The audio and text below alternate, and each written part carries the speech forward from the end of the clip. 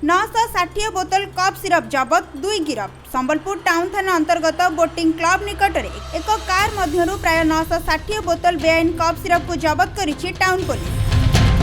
सूचना अनुसार मंगलवार टाउन पुलिस विशेष सूत्रु खबर पाई एक कार उपर चढ़ाऊ करी 8 गोटी पेटी थिबा 960 बोतल कप सिरप 2टी मोबाइल फोन सह नगद टंका को जबत करिछि।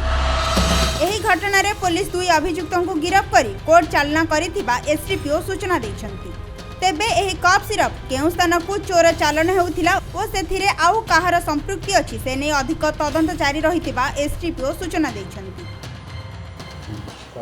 देखंतु आज दिन 9:30 पाखापाखि आमर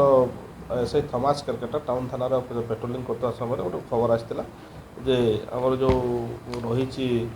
बोटिंग क्लब रही से पाखापाखि गोटे गाड़ी रे गोटे इंडिगो गाड़ी रे कप सिरप जाऊँगी ट्रांसपोर्टेशन हो तो से टीम जो टीम थे रेड करते से गाड़ी चेक कला समय से 8 पेटी विन जो कप सिरप तार जो हूँ विनस्ट्रेक्स जोटा रही जो कोडिन युक्त सेटा पाइले एवं से गाड़ी रे एवं से सर्च कला समय 2 जन पिला थे तो से 2 जन को आमर सागे सागे से खबर देला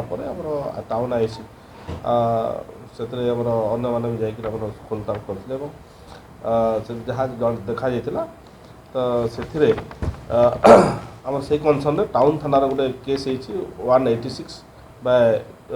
2024 under section 21B NDPS 29 NDPS act एवं तदंत कराई से आम